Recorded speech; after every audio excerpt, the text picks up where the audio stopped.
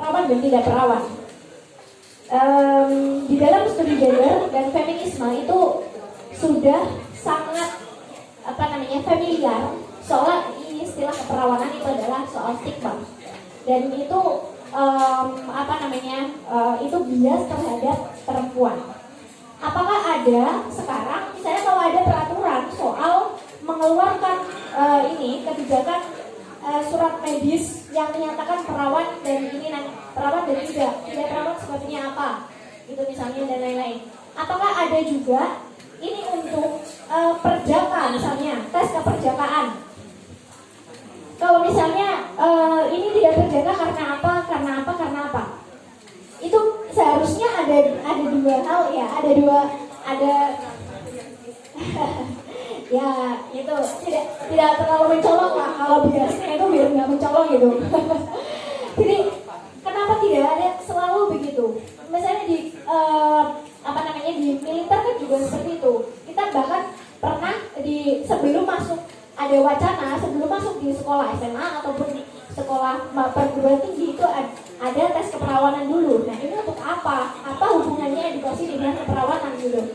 Kalau selama itu dia tetap keperawanan itu sebagai tolok ukur moral, maka habislah sudah generasi muda kita karena rentetan kasus itu tadi, rentetan itu berarti mengabaikan rentetan kasus kekerasan seksual, pelecehan seksual, perkosaan dan menstigma orang dan itu dilembagakan. Misalnya kalau itu sampai di peraturan itu ditetapkan misalnya.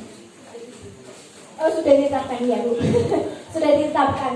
Sepertinya perlu ditinjau ulang lagi. Untuk itu tadi bagaimana laki-laki ingin mendapatkan mahkota. Ini ya tadi mahkotanya perempuan adalah letaknya di keperawanan gitu. Ini juga harus dibalik, pikiran soal itu harus dibalik. Apakah itu juga jadi soal perawan dan tidak perawan itu bukan hanya soal moral, tetapi ini juga harus mempertimbangkan beragam aspek soal kasus-kasus yang sudah terjadi di sekitar kita yang begitu banyak gitu. Jadi intinya kalau masih mempertimbangkan soal moral it's fine, tetapi itu bermasalah. Berarti otak kita masih bermasalah soal pertimbangan itu untuk pasangan kita. Tapi itu hak kalian untuk menilai itu. Tapi ingat itu adalah masalah yang ada di diri kalian dan diri kita sendiri. Itu terima kasih Mas Godrong. Mas Raffi itu sangat buat masuk kita pada hari ini. Jadi gitu ya Mbak ya. Perawan atau tidak perawan itu sebenarnya bukan urusan banyak orang, itu urusan masing-masing. Kalau ada tes keperawanan memang harusnya ada tes keperjakaan ya. Dan itu mau gimana ngetesnya, jadi mikir kan jadinya.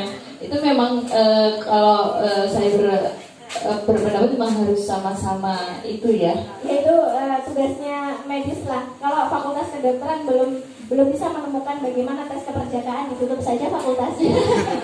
Karena sudah ada tes keperawanan seperti itu. Oke. Masih ada yang ingin bertanya lagi teman-teman? Oke, sebelum ya. Oh, monggo Mas.